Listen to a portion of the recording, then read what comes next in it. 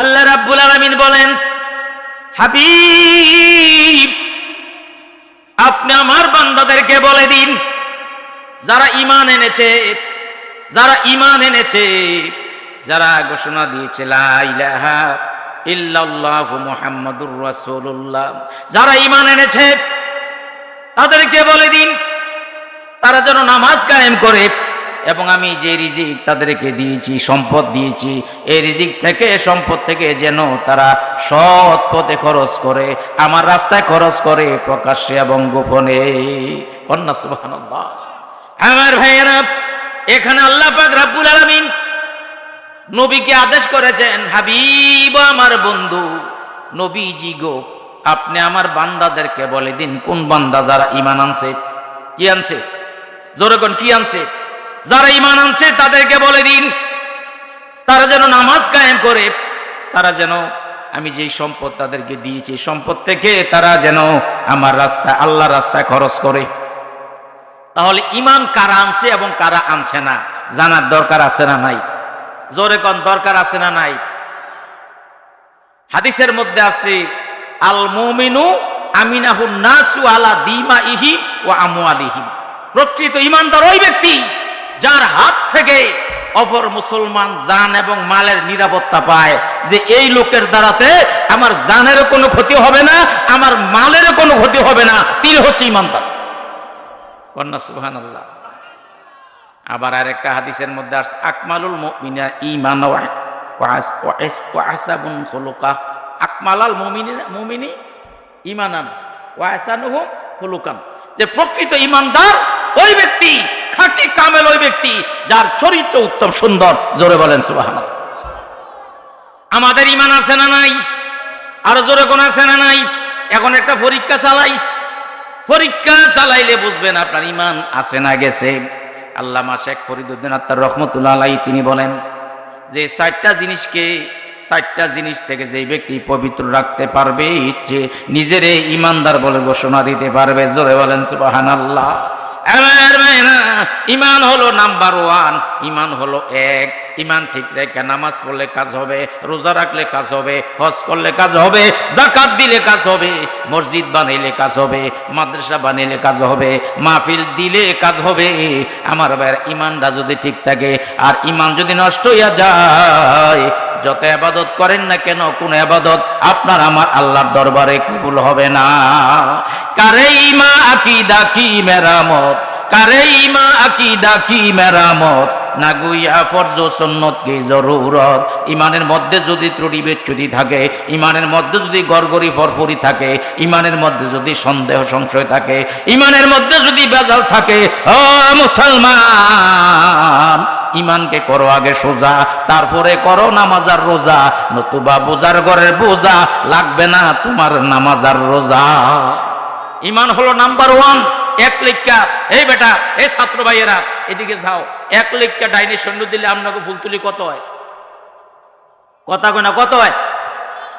আরেকটা সৈন্য দিলে 100, আরেকটা সৈন্য দিলে, আরেকটা সৈন্য দিলে, আরেকটা সৈন্য দিলে 1 লক্ষ, আরেকটা সৈন্য দিলে 10 লাখ। সৈন্যটা দিলে 10 গুণ বেড়ে যায়। আরেকটা সৈন্য দিলে 1 কোটি।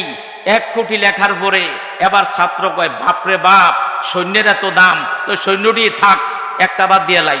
1 কোটি লেখার পরে মাত্র বাম পাশের 1 সংখ্যা বাদ দিছে, আসিল কিন্তু 1 কোটি। লেখছো 1 কোটি, বাদ দিছে মাত্র 1, আছে কত? জোরে কোন, কত আছে? কারবারটা দেখছেননি?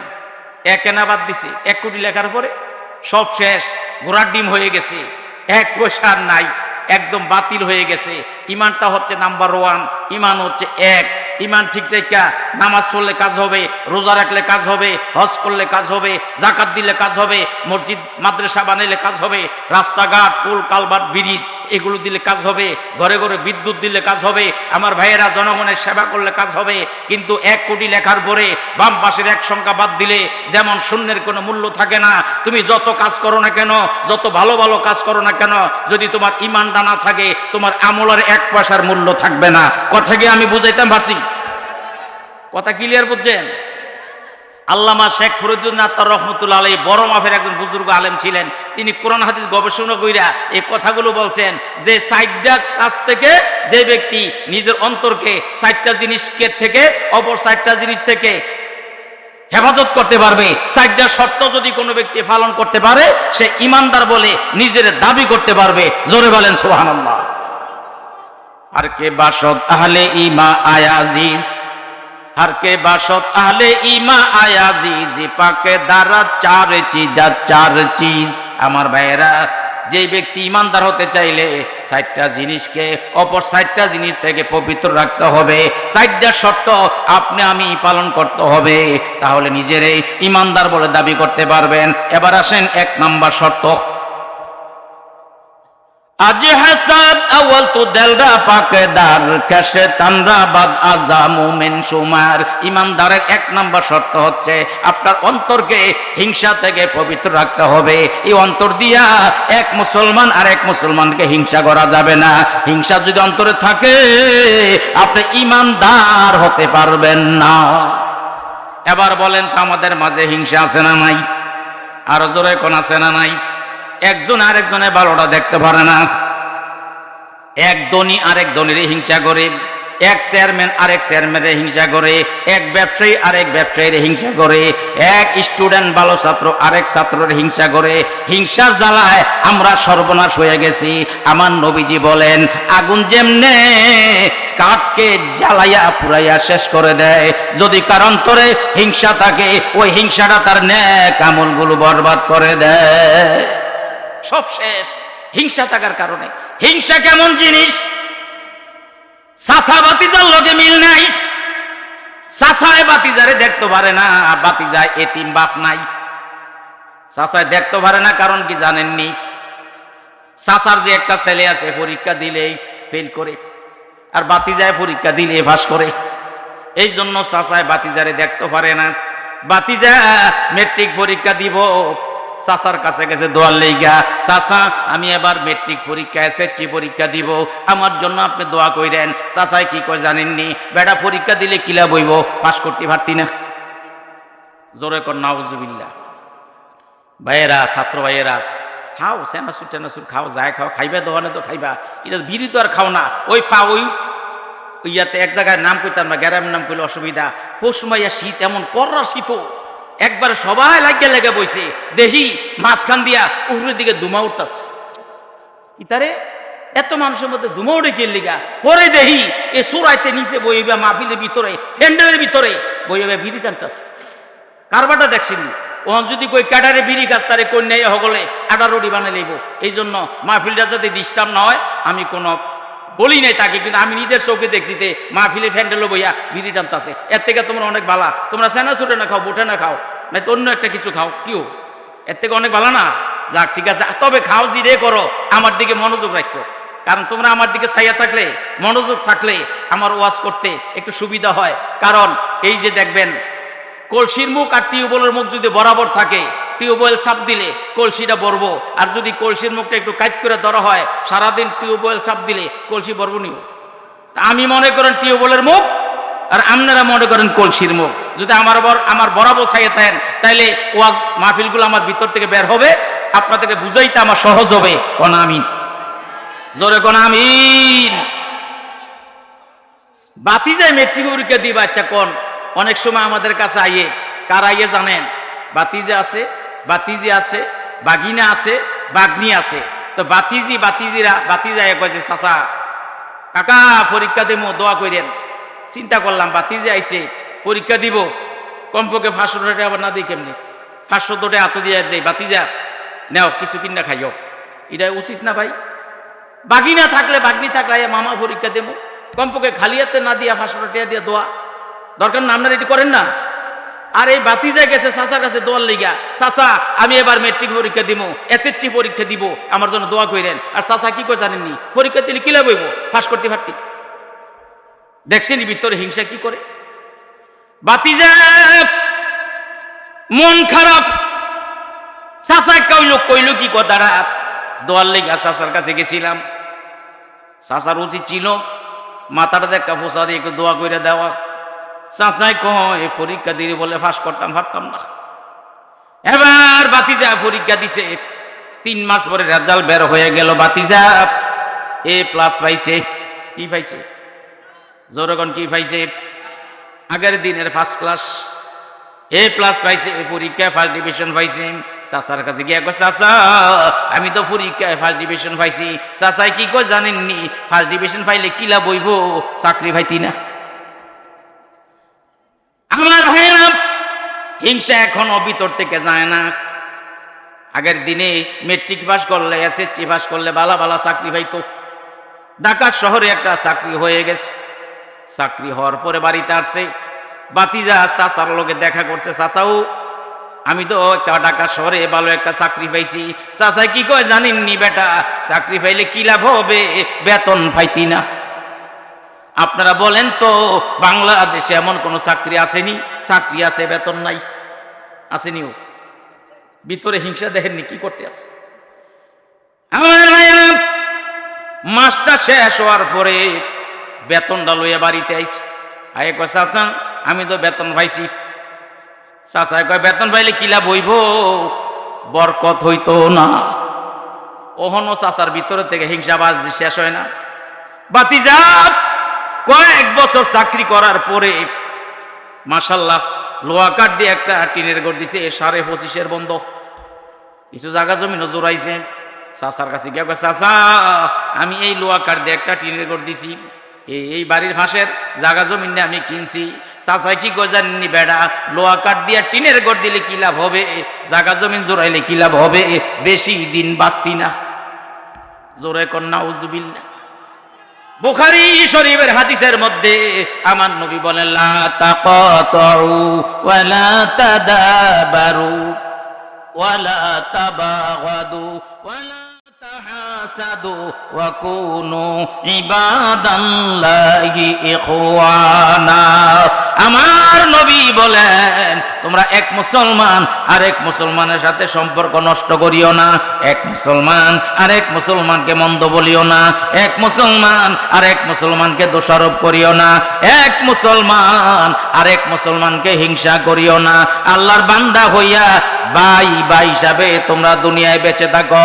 ও দেবিদ্বার উপজেলার ফুলতুলি গ্রামের ভাইয়েরা, আজকে মাহফিল থেকে শিক্ষা গ্রহণ করব, জীবনে কোনোদিন কোনো মুসলমানকে হিংসা করব না। রাজি আছেন?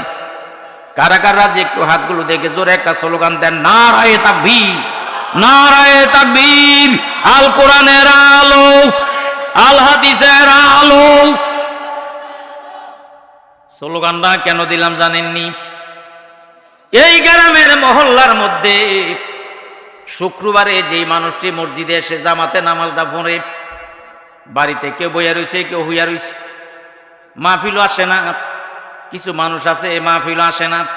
বিবি কয় হুজুর ওয়াজ করতেছে তুমি দি ঘর বইয়ে রইছো, মাহফিলও যাও না কি লিখে? কয় রাত্র জানোস নি 11টা বাজে, মাহফিলও তো কোনো মানুষ নাই, হুজুর আর মাই কলাই বইয়ে রইছে। এই যে স্লোগানটা দিছেন আওয়াজটা বাড়িতে যাইবনি, জোরে কোন যাইবনি। বিবি যদি চালাক হয় বুদ্ধিমতী হয় স্বামীরে কইব মাহফিলও না বলে মানুষ নাই, আমি বহু মানুষের গলার আওয়াজ শুনছি, তুমি তাড়াতাড়ি মাহফিলও চলে যাও। ইচ্ছা করলে বেগম তার স্বামীকে বাড়িতে না রাইখা মাহফিলও পাঠাইতে পারে কিনা? আরো জোরে কোন পারে কিনা? মহিলারা ইচ্ছা করলে স্বামীরে বেনামাজি স্বামীরে নামাজি বানাইতে পারে, ইচ্ছা করলে স্বামীরে চোরও বানাইতে পারে, মদ করে রে মদ ছাড়াইতে পারেনি, জোরে কোন পারেনি। ঢাকা শহরের একটা কথা বলি ভাই, একটা লোক প্রতিদিন মদ খাইতো, জোরে কোন কি খাইতো? কি খাইতো ভাই? মদ খাইতো। 3-4 বোতল মদ না খাইলে তার পেটের ভাত হজম হয় না। মদ খাইতো। আবার যদি কোথাও ওয়াজ মাহফিল হয় জুত কইরা মাহফিল গিয়া বইয়া থাকতো। এক হুজুর দেখে তারে সিগনালাইছে, তারা ডাক দিয়া কয় এই বেডা তুই কি সাতার ওয়াজ শোনস? বেডা ওয়াজও শোনস আবার মদও খাস?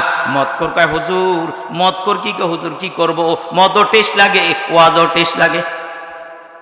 দেখছিনি কারবারটা? মদ বলে টেস্ট লাগে, ওয়াজও বলে টেস্ট লাগে।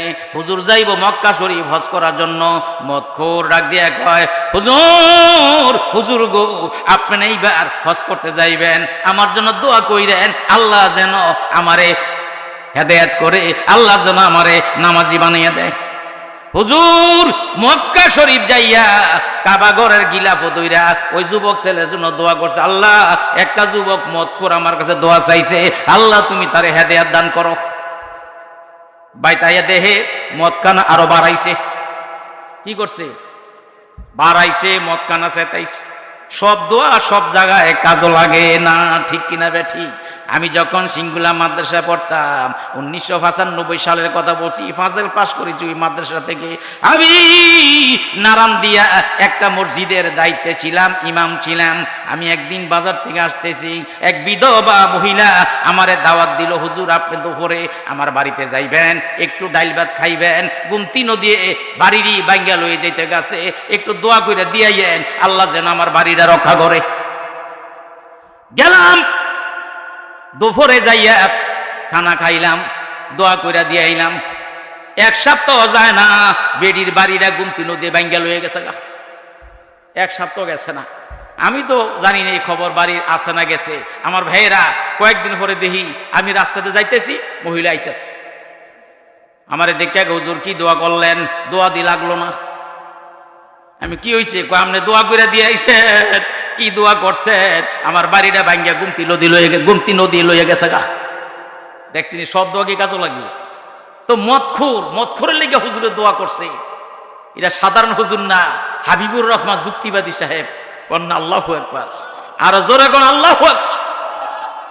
আচ্ছা, আপনাদেরকে একটা কথা জানতে চাই, আমি জিজ্ঞাসা করতে চাই, ও যুবক ভাইয়েরা, ও ছাত্র ভাইয়েরা, ও কৃষক শ্রমিক ভাইয়েরা, মেহনতি ভাইয়েরা, আপনারা বলেন তো মদ হালাল না হারাম? আর জোরে কোন হালাল না হারাম?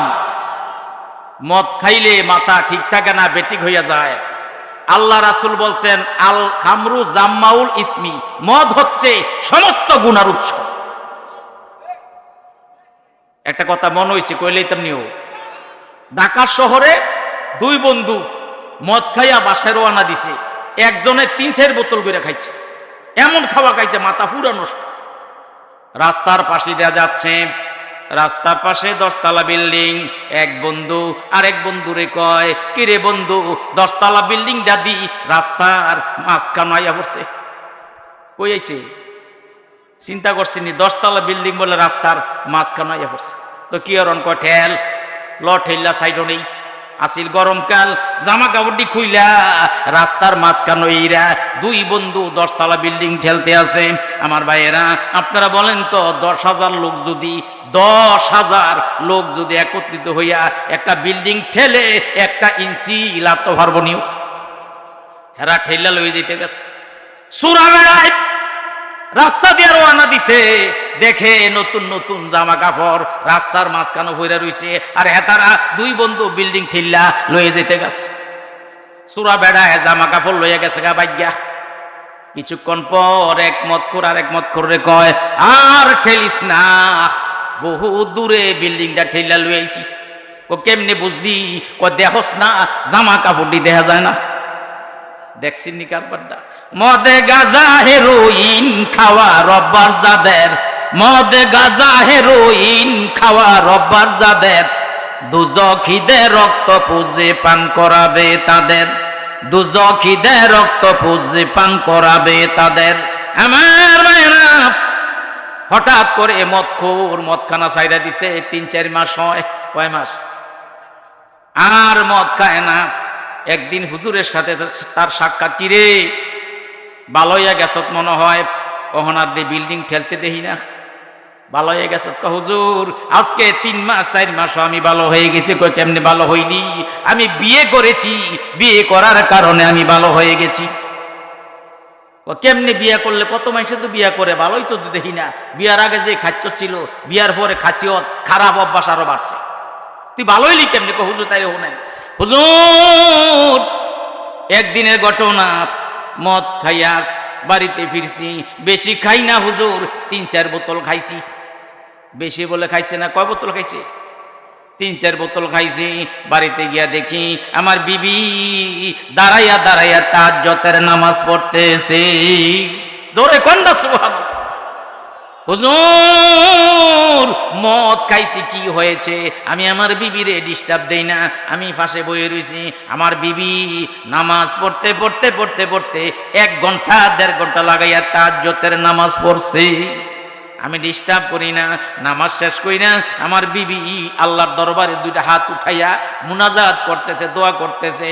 বিবি মুনাজাতের এক পর্যায়ে আল্লাহকে ডাক দেয়, কয় আল্লাহ আল্লাহ গো, এমন একটা স্বামী মিলে দিয়েছ বেনামাজি।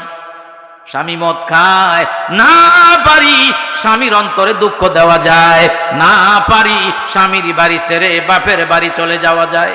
মাবুদ গো, আমার নামাজগুলো কবুল করো, আমার সেজদাগুলো কবুল করো, আর আমার স্বামীকে নামাজি বানাইয়া দাও। জোরে কন্যা সুবহানাল্লাহ। বিবি শেষ রাত্রে তাহাজ্জুদ নামাজ পড়া স্বামীর ভালো হওয়ার জন্য চোখের পানি ফালাইয়া কান্দে।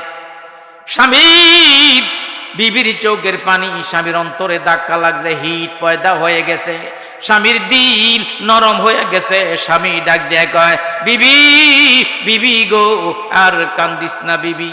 রাত্রে 1.5 ঘন্টা 2 ঘন্টা লাগাইয়া তাহাজ্জুদ নামাজ পড়লি, আমার জন্য চোখের পানি ফালাই ফালাই কান্দস। বিবি গো, আমার জন্য এই দুনিয়ার তো কেউ কান্দতে দেখি না, কেউ তো আমার জন্য কান্দে না। এ বিবি আর কান্দিস না, ওয়াদা দিলাম গো, জীবনে মদের বোতল হাতে নিব না। জোরে বলেন সুবহানাল্লাহ। তাহলে মহিলার ইচ্ছা করলে স্বামীরে নামাজি বানাইতে পারেনি ভাই? মহিলার ইচ্ছা করলে স্বামীরে আজকে মাহফিলও ভাড়াইতে পারে কিনা? জোরে কোন ভারে কিনা? মায়েরা বোনেরা, এখনো যদি কেউ সজাগ থাকে দয়া কইরা মাহফিলও পাঠিয়ে দেন। একটু পরে এই মাহফিলের আখেরি মুনাজাত হয়ে যাবে। আজকের মাহফিলটা যদি কবুল হইয়া যায়, আল্লাহ পাক ইচ্ছা করলে দয়া করলে আপনাকে আমাকে বেগুনা মাসুম বানাইয়া নিষ্পাপ বানাইয়া বাড়িতে নিতেন পারেন কিনা? আল্লাহর এই ক্ষমতা আছে না নাই? কাদের কুদরত দাড়ি হাসে খাই আকনি, কাদের কুদরত দাড়ি হাসে খাই আকনি, মুর্দা রাজা হাম তো বকশি জিন্দারা বেজাকুনি। আমার আল্লাহ যা ইচ্ছা তা করতে পারেন। জিন্দাকে মুর্দা করতে পারেন, মুর্দাকে জিন্দা করতে পারেন, বাদশাকে ফকির বানাইতে পারেন, আবার ফকিরকে বাদশাহ বানাইতে পারেন। কথা বলেন ঠিক কিনা বেঠি? আজ থেকে 3 মাস 3.5 মাস রয়েছে নিয়োগ। 5 আগস্ট থেকে শুরু কইরা 3.5 মাস হয়ে গেছে। আজ থেকে 3 মাস 3.5 মাস আগে যার কথায় এদেশের সেনাবাহিনী, এদেশের বিমান বাহিনী, এদেশের নৌবাহিনী, এদেশের পুলিশ বাহিনী, এদেশের ওই র্যাব বাহিনী, আনসার বাহিনী, বিজিবি, আরো কত আছে হিবিজিবি, সবাই যার কথা শুনতো, আজকে কি করছে আল্লাহ পাক? ক্ষমতা চাইরা দুপুরের খানা দিও কিসমত নাই, ওই বাগ্যা ভারতে যাওঙ্গা লাগছে। কথা বলেন ঠিক না বেঠি? আমরা তো এটা চাইছিলাম না ভাই। এদেশে কোন আওয়ামী লীগ কোন, বিএনপি কোন, জামাত ইসলাম কোন, সবাই এটা চাইছিল না যে আমাদের প্রধানমন্ত্রী এদেশের থেকে ভারতে চলে যাক। এটা কিন্তু আমরা চাইছিলাম না। আমরা কি চাইছি জানেন? এদেশে বিরোধী দল চাইছে যে আপনি সুষ্ঠু একটা নির্বাচন দেন, পদত্যাগ কইরা তত্ত্বাবধায়ক সরকারের অধীনে একটা নির্বাচন দিলে বিচারপতি তোমার বিচার হবে হাসরে। এই দুনিয়ায় পার পেলেও পার পাবে না কবরে, এই দুনিয়ায় পার পেলেও পার পাবে না কবরে। বিচারপতি তোমার বিচার হবে হাসরে, বিচারপতি তোমার বিচার হবে হাসরে। বড় বড় ডিগ্রি লইয়া হইছ বিচারপতি, সত্য সঠিক রায়টা দিবা, এটাই ছিল নীতি রে ভাই, এটাই ছিল নীতি। নীতিহারা হইয়া তুমি, নীতিহারা হইয়া তুমি রায়টা দিলা কেমনে? খারাপ মানুষ সারা পেলে ভালো মানুষ থাকে জেলে, খারাপ মানুষ সারা পেলে ভালো মানুষ থাকে জেলে। ঠিক কিনা বেঠি? আমার আল্লাহ যা ইচ্ছা তা করতে পারেন। ফাআলুল লিমা ইউরিদ, আমার আল্লাহ যা ইচ্ছা তা করতে পারেন। কথা বলেন ঠিক না বেঠি? গুনার বোঝা লইয়া মাহফিল আইছি, আল্লাহ পাক ইচ্ছা করলে আপনাকে আমাকে বেগুনা মাসুম বানাইয়া নিষ্পাপ বানাইয়া বাড়িতে নিতেন পারেন কিনা? বলেন জোরে কোন পারেন কিনা? আমার ভাইয়েরা, ইমানদার হতে চাইলে এক নাম্বার শর্ত অন্তর থেকে হিংসা দূরে সরে রাখতে হবে। অন্তর থেকে হিংসা সরাইয়া অন্তরকে সাফ রাখতে হবে, পবিত্র রাখতে হবে এক নাম্বার শর্ত। দুই নম্বর শর্ত পাকে দারাজ কাজবু আজকি বজ্জবা তাকে ইমানাত নাই আপনার দার্জিয়া। ইমানদারের দুই নম্বর শর্ত হচ্ছে আপনার জবানকে মিথ্যা এবং গীবত থেকে হেফাজত রাখতে হবে। এই জবান দিয়া মিথ্যা কথা বলা যাবে না, এই জবান দিয়া কারো গীবত কারো বদনামি বলা যাবে না। আজকে মিথ্যা কথা আমাদের মধ্যে আছে না নাই? জোরে কইয়েন আছে না নাই? বাংলাদেশের মানুষ এত মিথ্যা কথা বলতে জানে। সারা পৃথিবীতে যদি পুরস্কার দেওয়া হইতো কোন দেশের মানুষ বেশি মিথ্যা কথা বলে তাদেরকে পুরস্কার দেওয়া হবে, তাদেরকে নোবেল পুরস্কার দেওয়া হবে, তাহলে বাংলাদেশের মানুষ সবার আগে নোবেল পুরস্কারটা পাইতো মিথ্যা কথার উপরে। কথা বলেন ঠিক কিনা বেঠি? এত মিশা আবার কি ডিলারে করে জানেন, জীবনে কইছেন হাসা কথা, আজকে বুঝি কম মিশা কথা। দেখছেন নি কারবারটা? The sins is mother all sins. ইংরেজিতে একটা কথা আছে, মিথ্যা হচ্ছে সকল পাপ কাজের মা। মিথ্যা থেকে বাঁচতে পারবেন, সমস্ত গুনাহ থেকে বাঁচতে পারবেন। কথা বলেন ঠিক না বেটি? আসেন একটা হাদিসের কথা আপনাদেরকে শুনিয়ে দিই। আমার ভাইয়েরা,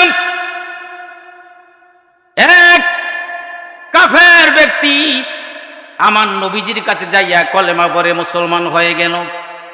মুসলমান হওয়ার পরে আমার নবীর কাছে বললেন, হুজুর হুজুর গো, আমার তো তিনটা বড় বড় অভ্যাস। ও কি অভ্যাস? হুজুর, এক নম্বরে মিথ্যা কথা বলি, দুই নম্বরে চুরি করি, তিন নম্বরে মদ খাই। আমি তো নতুন মুসলমান হয়ে গেছি, এখন কোনটা ছাড়বো কোনটা রাখবো একটু কইয়া দেন।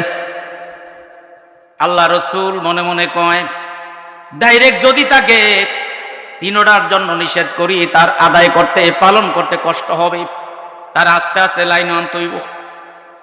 আমার নবী বললেন, ঠিক আছে, তুমি আজ থেকে মিথ্যা কথা বলবা না, প্রতিদিন আমার সাথে দেখা করবা, আমারে জানিয়ে দিবা তুমি যে মিথ্যা কথা বলো না। কয় হুজুর ঠিক আছে চলে যাই। মনে মনে খুশি, আমার রসুল তো আমাকে শুধু বলছে মিথ্যা কথা বলিও না, মদ খাওয়ার জন্য নিষেধ করে নাই, চুরি করার জন্য নিষেধ করে নাই। বাড়িতে গেছে, রাত্র গভীর হয়ে গেছে, চুরি করার সময় হয়েছে, চুরি করতে যাবে। মনে মনে আমার রসুল তো চুরি করার জন্য নিষেধ করে নাই, আমার রসুল বলছেন মদ খাইও না, মিথ্যা কথা কইও না, আমার রসুল বলছে মিথ্যা কথা কইও না। কিন্তু চুরি করার জন্য নিষেধ করে নাই, মদ খাওয়ার জন্য নিষেধ করে নাই।